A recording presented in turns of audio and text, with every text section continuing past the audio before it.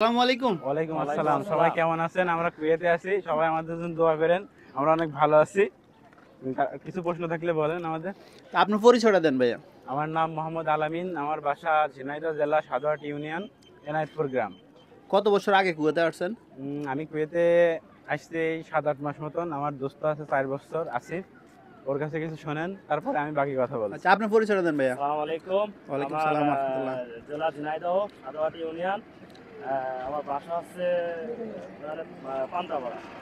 ঠিক আছে, তো আমি আসছি আজ 4 বছর। ফ্রেন্ডের সাথে ঘুরতে আসছি, খুব ভালো এনজয় করছি। তো সবাই দোয়া করেন আমাদের জন্য। আর যারা নতুন আসবে সবাইকে ওয়েলকাম, চলে আসেন। আপনি কি কাজে আসছিলেন 4 বছর আগে? আমি হচ্ছে হাউস ড্রাইভার। এই ঘরে কাজ করেন? জি জি। আপনাদের ঘরে কাজ করেন, আপনার একটু সুযোগ সুবিধাটা একটু বলবেন আমাদেরকে। সুযোগ সুবিধা সুযোগ সুবিধার দিকে বলতে গেলে আছে, ঘরের কাজে সেমন একটা শান্তি নাই। আমরা হাউস ড্রাইভার আছি, কিন্তু আমরা বাইরে কাজ করি। আমরা হচ্ছে বাইরে ধান্দা করি। ধান্দা অর্থ হচ্ছে যারা কুয়েতে আছে তারা বোঝে, মানে ভাড়া মারি এক কথায়। ঠিক আছে, ভাড়া মারি মোটামুটি। হ্যাঁ, এটা বলে দিলে তো চলে। আমরা রেন্টে এটা ইয়ে না, এটা তো কুয়েতের আইনে অবৈধ, কিন্তু তারপর আমরা এটা করছি কারণ এটা করলে একটু ইনকাম বেশি হয়। এটা তো আনলিগ্যাল, মানে আনলিগ্যাল ভাবে বাইরে কাজ করা। ওইটাই তো আনলিগ্যাল এইভাবে যে আপনারা কাজ করেন, এটাকে মানে পুলিশের কোনো সমস্যা হয়? এত টাকা খরচ করে আসছে, এর পরেও ওই যে এখন টাকা তো তুলতে হবে। এখন তার পরবর্তী ওই হাউস ড্রাইভার এসে দেখা যাচ্ছে বাইরে কাজ টাজ করে বেশি কিছু ইনকাম করা যায়। আমাদের দেশেই রেমিটেন্স যাবে সেই হিসাব করে হচ্ছে সবাই বাইরে বেশি টাকা ইনকাম করার জন্য কাজ টাজ করে। আর তো আজকে ঘুরতে আসলাম কুয়েত সিটিতে, বন্ধুদের সাথে আড্ডা দিতে আসলাম। আপনারা কোথায় থাকেন? আমরা থাকি জাহারায়। জাহারা। তো এখান থেকে জাহারা কত কিলোমিটার? এখান থেকে 25 কিলো। 25 কিলো? বেশি হবে, বেশি হবে, বেশি হবে, 60-70 কিলো হবে। আচ্ছা ভাই, আমি একটু ব্যাখ্যা করি। আপনারা যে ঘরে কাজ করেন, মানে ঘরের বিষয়ে আসে বাইরে কাজ করেন, এটাকে আপনাদের কফিলের অনুমতি দিচ্ছেন, আপনারা ইচ্ছা করে করতেছেন? কফিলের অনুমতি তো হ্যাঁ, আছে। কফিলের অনুমতি নিয়ে করতেছেন, ছাড়াই। হ্যাঁ? এর মধ্যে যদি আপনাদের যদি বাইরে কোনো সমস্যা হয়, হ্যাঁ, কোকিল দেখবে এটা। কফিল দেখবে এটা? হ্যাঁ। আচ্ছা, অনেকে তো বলে যে বাইরে কাজ করা অনেক সমস্যা, কফিল যায় না। হ্যাঁ, অনেক অনেক কোকিল আছে যারা আছে কারোর কথা শোনে না। মানে যারা তারা হাউস ড্রাইভার, তাদের কথা একের কথা শোনে না। শোনে না। হ্যাঁ, আপনারা বাইরে কাজ করার অবস্থা যদি কোনো সমস্যা হয়, এর মধ্যে যদি কফিল মানে যদি যায়, তাহলে কি কোকিল আপনারা তো আর ভালো হয় না, বুঝেননি? যারা হাউস ড্রাইভার, মানে বাসা বাড়ির কাজ আছে, 100-এ 90% লোকের হচ্ছে ভালো কাজ হয়, আর 10% লোকের ধর কপালটাই খারাপ থাকে। ঠিক আছে, তো এত টাকা খরচ করে আমার মনে হয় কুয়েত না এসে ওই দেশে কিছু করাই ভালো ভাই। ঠিক আছে, কারণ কুয়েতে আসতে, ফিরে ভিসায় আসতে গেলে, আমাদের মতন ভিসায় আসতে গেলে আপনার 12 থেকে 13 লাখ খরচ হয়ে যায়। ওইটা বিজনেস, দেশে কোনো কিন্তু দেশে কোনো ব্যবসা করলে আমার মনে হয় ভালো হয়। 10,000 20,000 আসলো। এখন তো ভাই মনে করেন যারা ভিডিও দেখবো তারা আবার প্রশ্ন করবো কি করবো, আপনারা কি করেন কুয়েতে, আপনারা গেছেন কি জন্য, বা আমরা আপনারা চলে ওই যে আসেন, আমরা এটা বলবো আবার। আরো লোকের দেখছিলাম সবাই কুয়েতে এসেছিল, ওদের দেখা দেখে আমরা চলে এসেছি।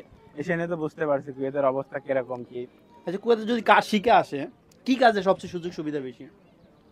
আমার মনে হয় সুবিধা টাকা পয়সার দিক থেকে ইনকাম করা যায়। বেশিরভাগ হচ্ছে আপনার কারেন্টের কাজ, তারপরে লোহা, ওই যে আপনার মানে অয়েলিং টয়েলিং করে, এইসব কাজটা শিখে আসতে পারলে এখানে লাভ আছে। ঠিক আছে, আর গাড়ি চালাতেই হলে গাড়িতে ইনকাম আছে, তবে ড্যামারেজ আসে, গাড়ির টায়ার এটা সেটা হাবি জাবি অ্যাক্সিডেন্ট আছে, নানান রকম সমস্যা। এরপর নতুন করে এখন আরো গ্রামে বাড়াইছে আরো। হ্যাঁ, নতুন করে আবার এই যে ড্রাইভারদের এই যে ইশারার ক্যামেরা, ক্যামেরা এগুলো ছিল সমস্যা। আগে 50 দিনার, এখন হয়েছে 150 দিনার। এআই ক্যামেরা এখন হ্যাঁ, চালু করছে আর নতুন কি। ক্যামেরা চালু হয়েছে। তারপরে মোবাইলের জন্য, যে মোবাইল হাতে করে দেখা যায় গাড়ি চালালাম, তার জন্য সেখানে একটা সিট বেলের ক্যামেরা।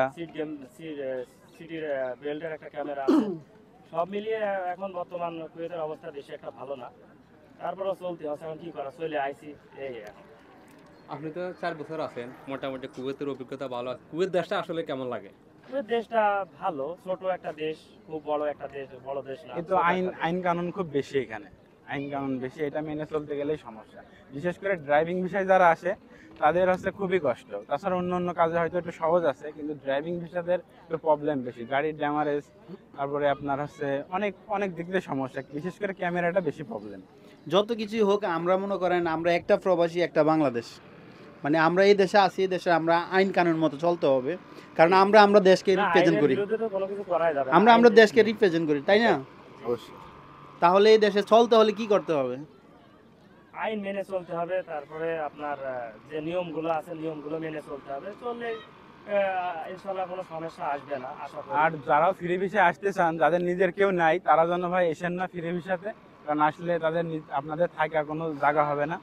আর যদি আসে ফ্রি ভিসা আসতে চান, তাহলে অবশ্যই নিজের লোক থাকে, তারা ফ্রিতে আসেন ফ্রি ভিসায়। আর যাদের নিজের লোক নেই, তারা হচ্ছে মালিকানায় আসলে আমার মনে হয় ভালো হয়, বা 18 ভিসায় আসলে ভালো হয়। নিজের লোক থাকলে একটু ফ্যাসিলিটি ভালো হ্যাঁ, পাওয়া যায় যদি ফ্রি ভিসা হ্যাঁ, আসতে right, চায়, right. কাজকর্ম সব দিকে তোমার একটা হেল্প পাওয়া যায়। যেমন আমার বন্ধু আসছে আজকে কয় মাস আসছিস?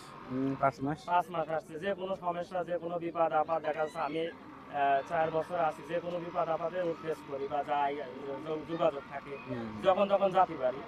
ঠিক আছে, মানে এক কথায় দেশের মতনই আছি, কারণ আমার বন্ধু বান্ধব এখানে আছে, আমার আত্মীয় স্বজন কম বেশি এখানে আছে, যে কারণে আমি বাংলাদেশের মতনই ফিল করছি এখানে। কিন্তু যাদের কেউ নেই, তারা ফ্রি ভিসা এসে অনেক বিপদে পড়ে। এই তো আপনার আত্মীয় স্বজন বা ফ্রেন্ড থাকাতে আপনার ব্যাকআপটা দিতেছে। হ্যাঁ, অবশ্যই।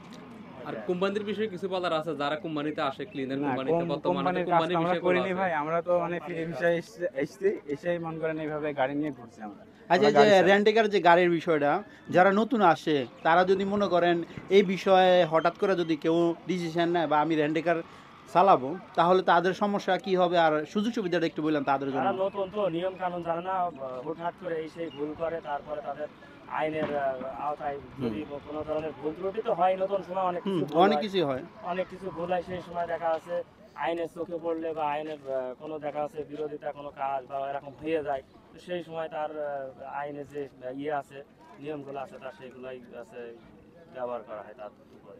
আসার পরে কিছুদিন অন্তত ট্রায়াল করতে হইব, তারে রোডগার চিনতে হইব, হ্যাঁ, নিয়ম ওটার কানুনগুলো জানতে নিয়মগুলা হইব, কি আছে, কি বিষয়, কিভাবে চলছে, এইগুলা আর কি ফলো করতে কিভাবে গাড়ি ড্রাইভ করতে হয়। এটা তো আর আমাদের দেশের মতো না। আর বিশেষ করে আমাদের দেশে যারা ড্রাইভার মানে পুরান ড্রাইভার, তাদের সমস্যা হবে না এই দেশে। কেননা কারণ যারা আমাদের দেশে গাড়ি চালাতে পারে, তারা বিশ্বের সব জায়গায় গাড়ি চালাতে পারবে। না, এটা অবশ্যই ঠিক, এটা ঠিক বলেছেন। এখানে তবে গাড়ি নিয়ম চালানো- কানুনের দিক দিকে মানলে কিন্তু হ্যাঁ, আমাদের মানে দেশের মধ্যে নিয়মটা মানা লাগবে, অবশ্যই নিয়মটা শিক্ষিত অবশ্যই হতে হবে মানা ভাই। লাগবে। গাড়ি চালানোর দিকে যদি আসে, সে অবশ্যই বাংলাদেশ থেকে কম বেশি শিক্ষিত হয়ে এখানে আসতে হবে, কম বেশি ইংলিশ পারা লাগবে তার। আর আরবি তো এই দেশে শিখাই লাগবে। এখানে ম্যাক্সিমাম কুয়েতি আরবি ইংলিশ পারে না, ওরা আরবিতে বেশি কথা বলে। তো এই জন্য আমার মনে হয় ফ্রি ভিসায় এসে ওই আরবিটা শিখতে হলে কুয়েতির বাসায় 3 থেকে 4 মাস কাজ করলে ভালো হয়, মানে ফ্রি ভিসা যারা আছে ভাষা শেখার জন্য। ভাষাটা শেখা যায় আর কি। আচ্ছা, আপনারা যা কথা বলছেন কতটুকু সত্য এই কথাগুলা? সত্যতার সাথে আমরা তো 100% মানে ভাই। সেই আমরা যতটুকু দেখছি ততটুকুই পার করে বলেছি, আসছি, কারণ ঠিক আমরা তো আছে? এখানে আসি অনেক দিনই। আমরা তো নতুন থেকে পুরাতন হয়েছি। অনেকজন আবার মনে করবে কি আমরা আপনাদেরকে শিখিয়ে দিচ্ছি। না না, আমরা তো নতুন থেকে পুরাতন হয়েছি, তার অভিজ্ঞতা তো আমাদের ভিতরে আছে। এ নতুন, এখন আমি যতটুকু শিক্ষা পাইছি, ও তো এগুলো জানবে না। আস্তে আস্তে ও এইভাবে যখন 4 বছর পর কেউ না কেউ ইন্টারভিউ নেবে, কেউ না কেউ ক্যামেরা ধরবে, তখন ও সেই কথাগুলোই ওর সাথে যা ঘটে গিয়েছে সেই সব কথাই বলবে। এখানে বানানো তো কোনো কিছু নেই। আর এখানে শেখানোর কোনো ঠিক আছে। কিছু নেই। যাক, অনেক ধন্যবাদ আপনাদেরকে গুরুত্বপূর্ণ সময় দেওয়ার জন্য। ভালোবাসা অবিরাম, সাপোর্ট চাই অল টাইম। আর আমরা লোকেশনটা আছি কোথায়? এই কুয়ার টাওয়ারের নিচে, ঠিক আছে? কুয়ার টাওয়ারের নিচে। সাগর ওকে, পাড়ে, হ্যাঁ। ভালো ঠিক আছে, থাকবেন। সবাই Okay, দোয়া bye. করেন। আপনারা যে যেখান থেকে ভিডিও দেখছেন, সবাই প্রবাসীদের জন্য দোয়া করেন। সবাই যেন অনেক ভালো কষ্ট থাকতে করে পারে। রেমিটেন্স পাঠাই দেশের জন্য। তো সবাই দেশের আপনাদের, জন্য আর অনেক ভিডিওটা বড় যদি অবদান কারো ভালো রাখছে লাগে, সবাই। করতে হবে একটু বলে দেয়। ভিডিওটা যদি অবশ্যই ভালো লাগবে, এই কথাগুলো তো যার যার খারাপ ভালো কিছু লাগে না। সবাই লাইক সাবস্ক্রাইব করে দিয়েন, আর ভাইদের Share পাশে করে দিয়েন। থাকেন। আর সব কুয়েতির আর যারা অন্যান্য দেশে আছে প্রবাসী, এক কথায় তাদের সবার জন্য দোয়া রেখেন। আসসালামু আলাইকুম। ওয়ালাইকুম সালাম। আল্লাহ হাফেজ ভাই।